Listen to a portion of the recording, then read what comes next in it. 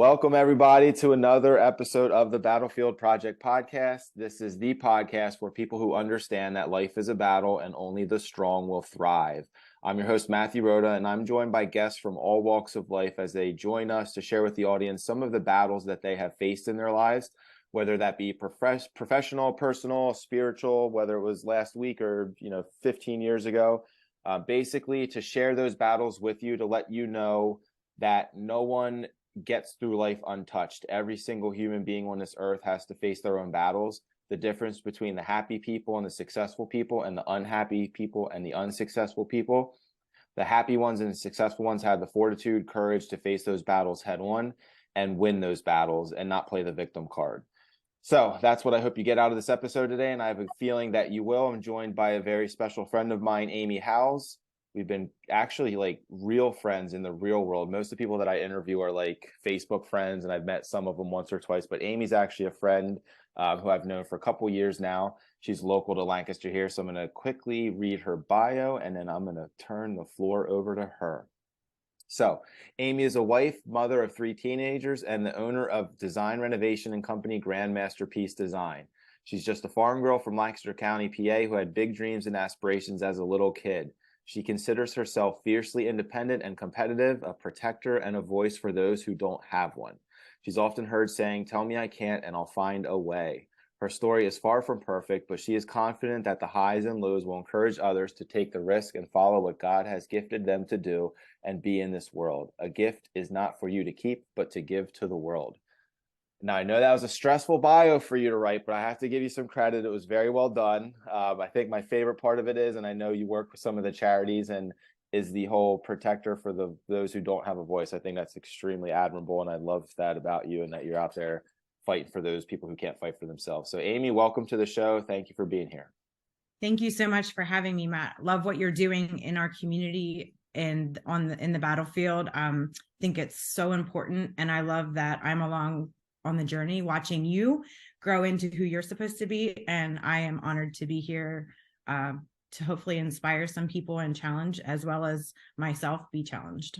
Absolutely, my sincere pleasure. Thank you for the kind words. So whatever you are comfortable sharing with our audience, any battles that you faced, 1 or 2 big ones in your life, like I said in the beginning, personal, professional, whether it was yesterday or last night you had to deal with something, or whether it was as a little kid growing up on the farm, whatever you want to share with people. Our audience is out there listening and ready to be inspired.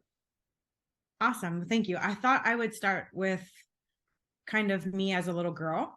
So I'm the oldest of 9 children. And my dad, we're blue collar, and he worked really hard so that my mom would be able to stay home. And of course, back then you did stay home, and in Lancaster County especially, but also with 9 kids, preschool and daycare is not an option, right?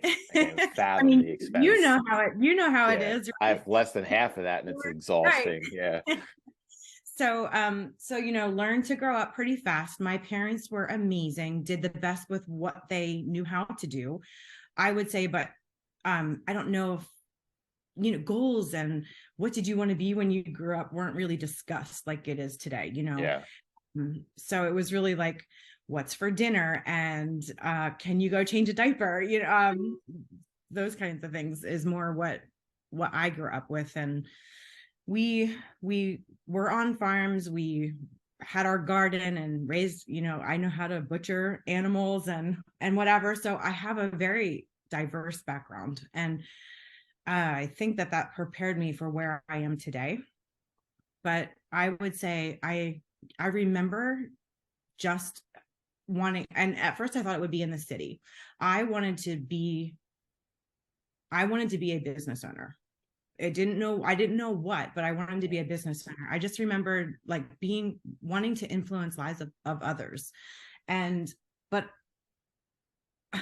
this is like, if my parents ever watch this is no disrespect. I didn't want to get married right out of high school and have babies. That's not what my aspirations were. I just felt there was something bigger. It just took me a longer time to learn what they were. It took me going through a lot of experiences to learn what they were, and I'm still learning what they are. I did go to Penn State. I really, really wanted to go to college. So I did. I put myself through college, in animal sciences with a minor in ag business management and equine sciences. Worked with a pharmaceutical company selling things to veterinarians. Worked for a few years and then had my first child, who is now 17. And I stayed home. And I bless everybody who stays home. I stayed home for 9 years with all three of our kids. I always felt like it was a struggle. I was like, oh, I tried all the like Mary Kay and creative memory. I tried to do all the things, right? And like, I just never felt fulfilled, but I knew that there was more. So finally I talked to my husband and I was like, I need to do something part-time. I need to do something. And so I worked for our church. Then after that, I worked for the Department of Agriculture as a communication technology person and started writing articles, whatever. It was kind of where it started for me to be in my career. Mm-hmm. Then when that budget didn't pass many years ago, that position got eliminated, and I joined my mother-in-law in home staging, which wasn't really my forte, but I saw the business side of it, and I saw the potential that she had to grow, and that's what I wanted to go alongside of her and do.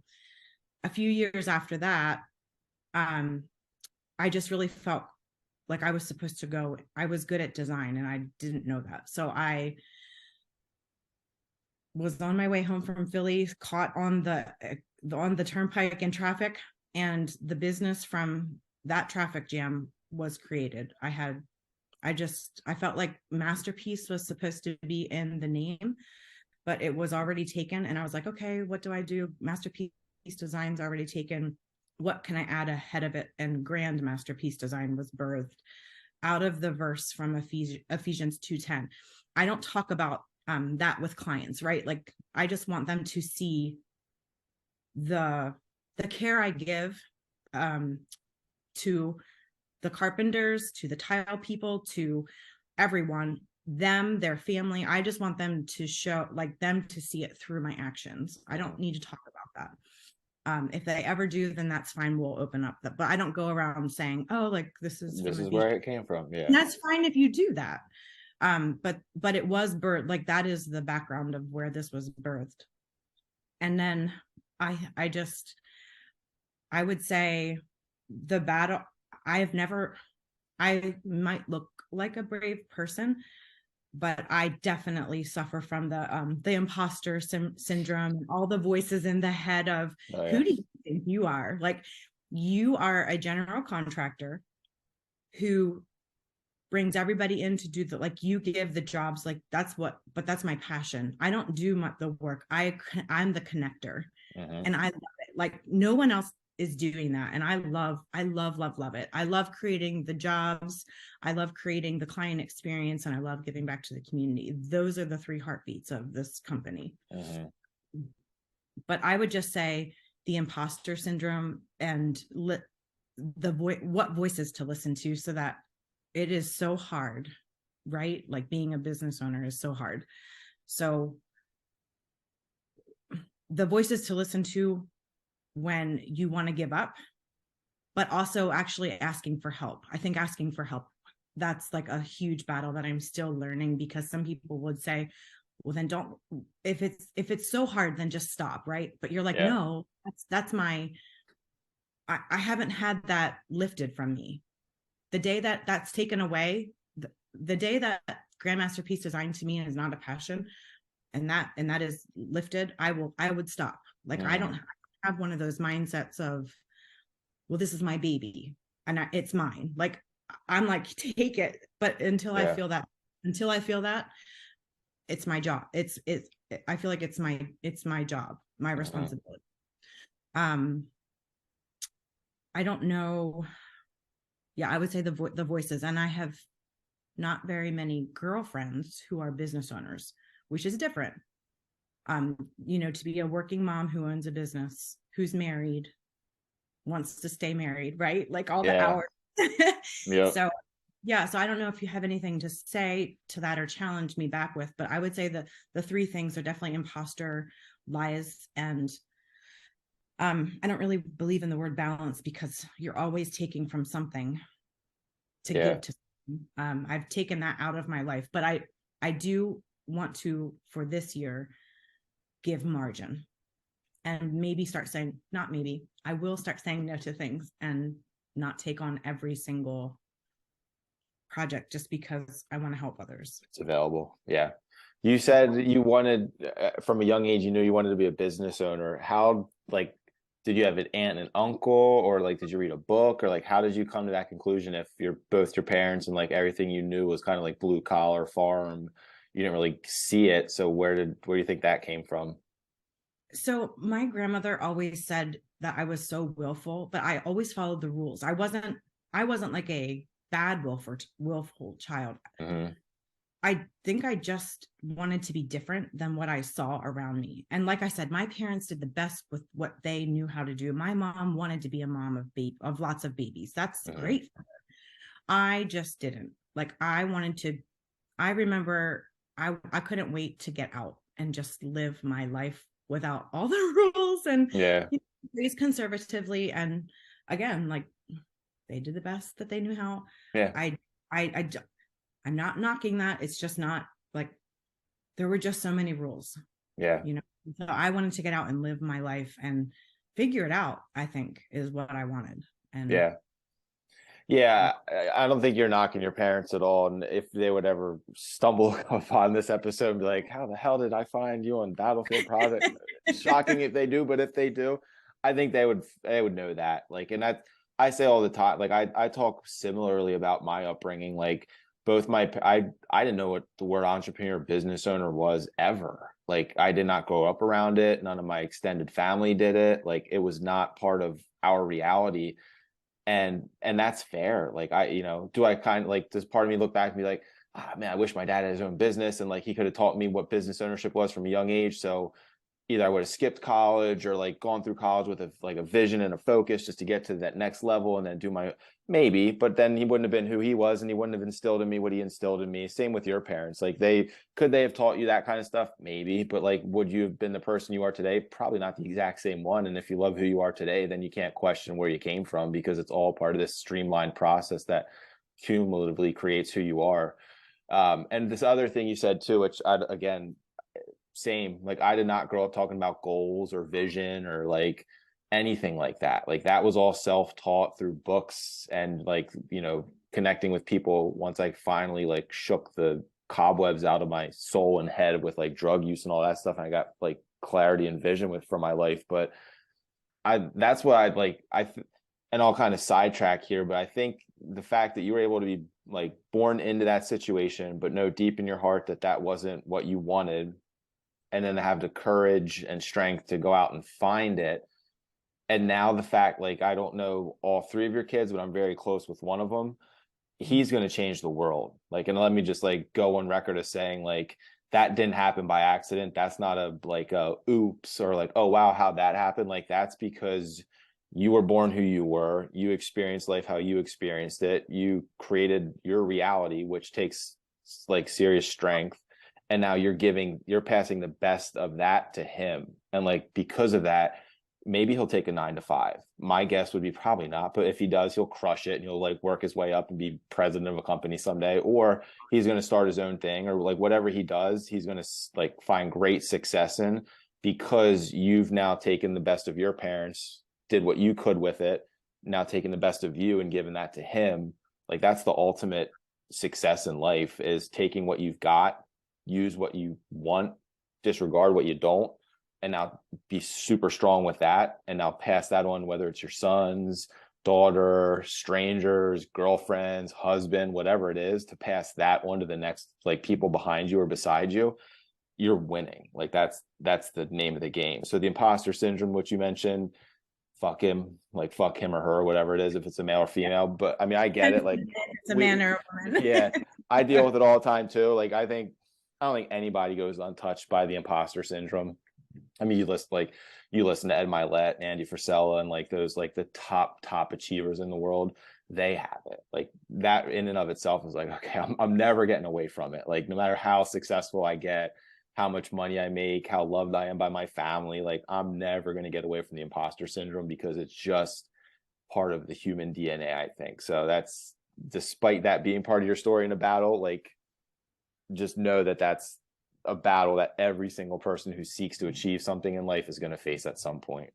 No, thank you. And actually, I'm glad that you brought up that those people, and thank you so much for the kind words. I mean, Justin and I are trying our hardest to just make our, like, raise our kids to a high level.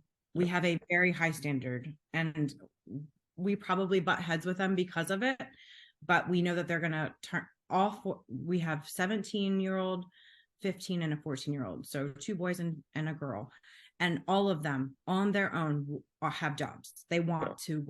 Austin has a business. Our middle son Chase just started his own business. Nice. And I mean, but you're right, they're looking at examples, and we're surrounding them with people who aren't afraid to take a risk. But I will say, I'm a type A, high D, high achieving person, right? So what's hard for me is I'm all in or I'm all out. And I think what I am working through now is working on self inside and learning to enjoy the process, because I'm always looking at arriving. Yeah. Not arrive, right? But then when you arrive, then what? But yeah. I have a business coach, and I am definitely learning that you have to learn how to have the peace for it to be light and easy, and to have the joy through the process and all the suck, because there's a lot of, right? Oh yeah.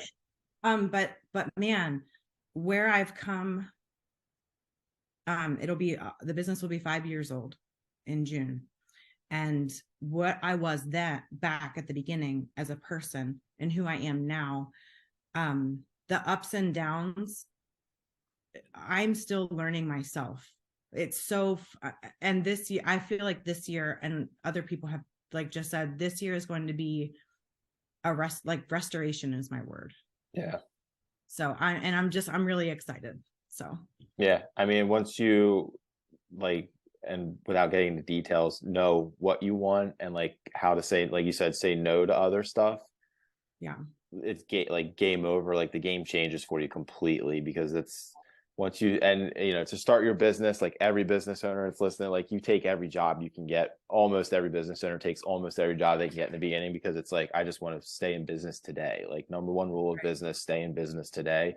And if that means dealing with a shit client on a shit project, if it's money in and it allows me to keep my business open today, you deal with it. But after 5 years of building reputation, case studies, referrals, trust in the community, you get to the point where you're like, okay, I kind of get to pick and choose now. And like that is an incredible place to be as a business owner, because you don't have to say yes to people. And if you do, and you realize pretty quickly it's not a good fit for whatever reason, you have the courage and you have the right to be like, sorry, like I wish you nothing but the best, and I can refer you to some other people who you might enjoy working with, but like this doesn't align with me and like my, for you, like your word restoration, like this doesn't feel restorative to me. Like this is actually feeling like it's going to drain me a little bit.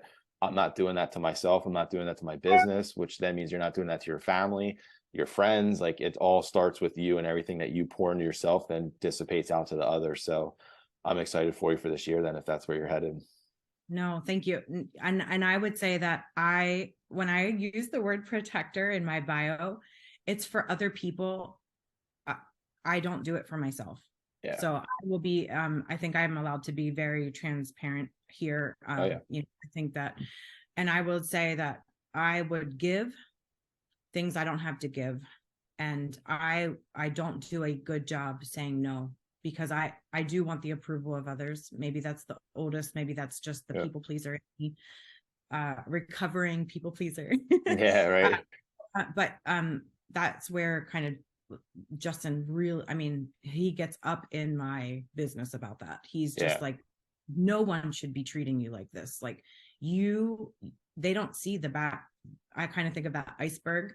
They're like, they don't see the back end of it, and how much time you're literally, we talked about this the other day, just about having your cup filled up, because the overflow is easy, but it takes the work to fill that cup first, right? And he's like, you're empty. and Yeah. we're getting your leftovers, and there's barely any there. So there's just been so much that has happened this past year that it's been hard to walk through, but I had to walk through it. Yeah. Justin and I have had to walk through it. The kids and I have had to walk through it, because without it, we don't know how to fix it. And Yep. so now we're starting the work, and it's ugly. And I'm not afraid to say, running a business, like, it will take your marriage and your kids through the coals if you're not careful. And I just want to say, just don't let it. Yeah. Don't let it. And I hope that you have people around you who are willing to say, hey, you don't seem happy, or what's going on? Like, just allow people permission to challenge you that you trust. Yeah.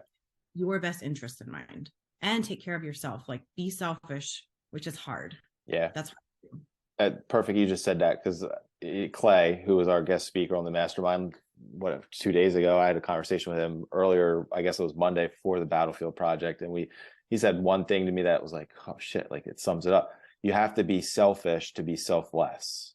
Yeah. And I was like, oh man, I was like, I know that, and I feel that, and I like live that, but I get questioned by people, and then that causes me to question myself at times, even though I know I shouldn't, because I know I'm on the right path and doing what's right for me, which then means for my family, etc. But to hear it put in those whatever 5 words whatever it is, you have to be selfish to be selfless. I was like, yeah, you really fucking do. And then to your point about the cup, that was also something I talked to Clay about quite a bit. And that's what you heard him talk on the call. He's just like, so everyone who didn't have the fortune to hear him speak, I'll do my best to kind of say what he said. No one pours into his cup or pours into your cup or takes out of your cup. Like that's your, like he's like, that's my fucking cup. He's like, I get to choose what goes in and what comes out, period. He's like, I love my wife, I love my kids, but they don't get to put in or take out of my cup. He's like, that is solely my responsibility to keep that cup filled or overflowing. And then when you're totally responsible for that cup and what's in it and what goes in and out, you have the ability to overflow it, because you're not giving from it. You're just pouring into it, and it's just getting fuller with good things that you control until eventually it overflows. Then your family gets the overflow. Then your clients get the overflow. But like you mentioned, and he said, like you said, like if you're constantly giving from your cup, guess what? Your cup goes halfway down. It goes to a quarter of a cup of water. It takes a shit ton of work on a daily basis, and it's impossible, but it would take a shit ton of work on a daily basis to fill that cup back up, because you constantly are giving it and depleting it. Whereas if you say, nope, sorry, everybody, like I'm selfish, you don't get to touch my cup, it's always going to be full because it's my cup. And then I can be selfless with the overflow. It takes one drop of water to go from full to overflowing. So it takes very little effort once you fill your cup to keep it filled to the point where it just stays in a constant state of overflow. That's what I feel like, have come to that realization right now. Not like this moment, but like recently more so than ever. And that's going to change your life, because when you realize you don't have to give from your cup because it's your cup, you only give the overflow from what you've created that you're in control of. It's like, you don't walk around on clouds, but you're kind of like walking around on clouds, because you're like, guess what?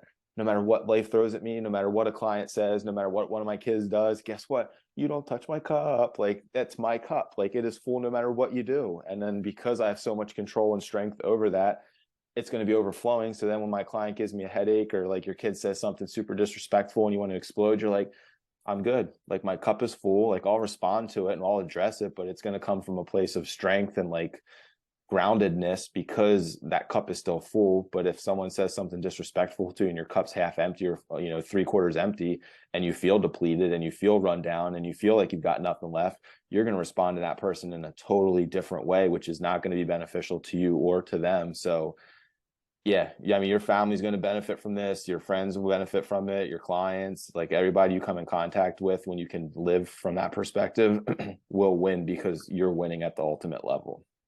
And I think that one of the hardest things is when you start becoming the person that you are truly meant to be, not everyone who you associate with is going to like it. Yep. And again, that's fine. To be okay with that. Yeah. Don't let them take from your cup, because it's your cup. And if you don't want to be around, fuck you, get away from my cup. Like, pretty simple. I know you won't say that on the podcast, but I will. No. Oh, cool. I mean, anything else, any like other stuff you want to share? I mean, I feel like that's a lot of good lessons right there for people to.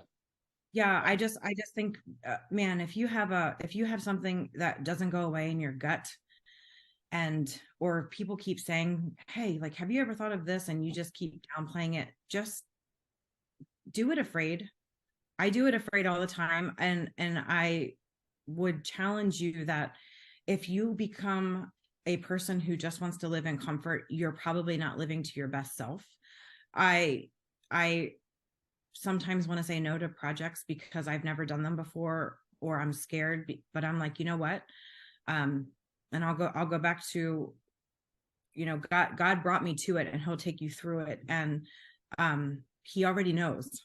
So he's going to put the right people in place, but you need to do the work. Mhm. And don't do it afraid. Do it afraid. I mean, think of the people watching and who you can influence. uh if you're watching this podcast, you're already an influencer, whether you think you are or not. You're an achiever, and you're probably a high D type A, like, you get stuff done. But just never stop. Don't get to the point of wanting to be comfortable, because there's a price that you pay for that, and others will suffer for that. Like, we need your strengths and your gifts, and it's you need to use them. And the world needs strong men and strong women, because that's being taken away. Yeah. And the next generation needs to see our example. Yeah. And you said God will lead you to it, he'll lead you through it. And that might not be a successful project. Like just because he's leading you through it and you gotta trust that you're gonna get through it, that might not be the oasis that at the end of the destination that you thought you were gonna get to. And that's not where you like turn your back on God or whoever you pray to, or your higher power, and be like, I prayed on it and you said go for it and I took a risk and I got through it, but I failed. How dare you? Like, no, it's like I took a risk, I failed. Okay, what did I learn from that? Now, next time that opportunity presents itself, what can I do to again go after it and be scared, but do it a little bit differently, a little bit better, to make sure that the end result is actually something more aligned with what I was hoping happened to me, but not take failure as like a hard stop. Like, I tried, I failed, I'm not doing that again. That sucked. Like, no, like you fail your way forward to success over and over and over again. And failure is not fun to walk through. And God and I have gone through I did what I thought I was supposed to do. Yeah. But had I not gone through those, you're right. Like, I wouldn't have learned all the things that maybe it's not even for me. Maybe it's for somebody else. Yeah.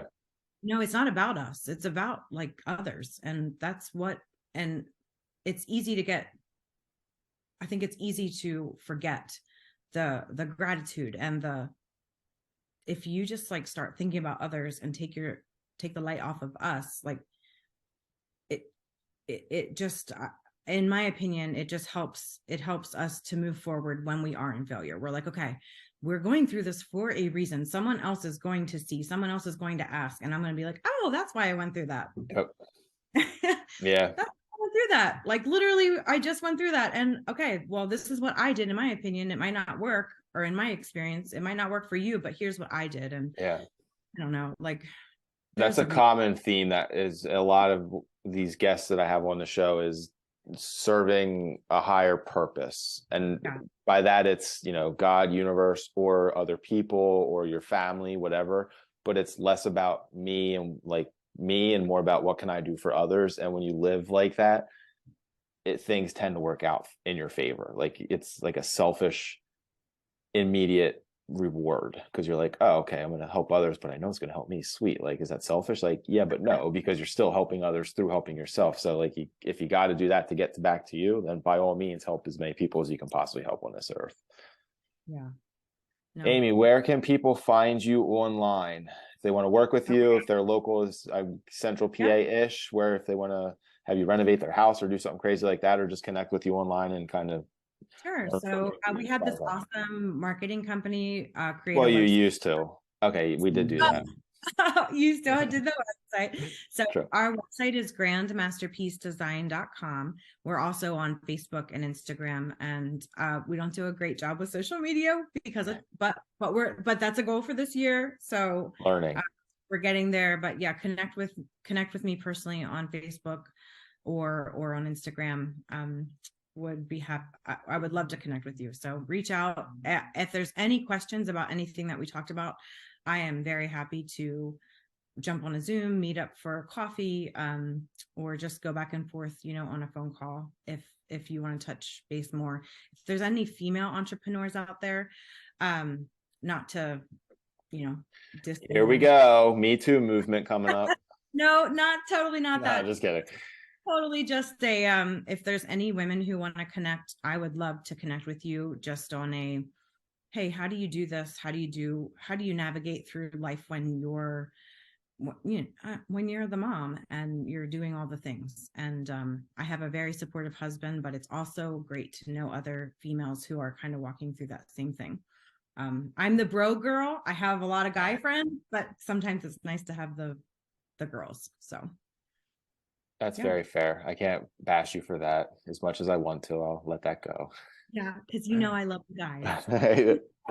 Awesome. Well, thank you, Amie, for joining us. If you watched this episode and you got any value out of it, which I'm sure you did in different ways, please, I would say like and share, but it's just on YouTube. So more than anything, share the show with a friend or a family member you think might benefit from it or get some insights out of it. I'd really appreciate your help in growing the show.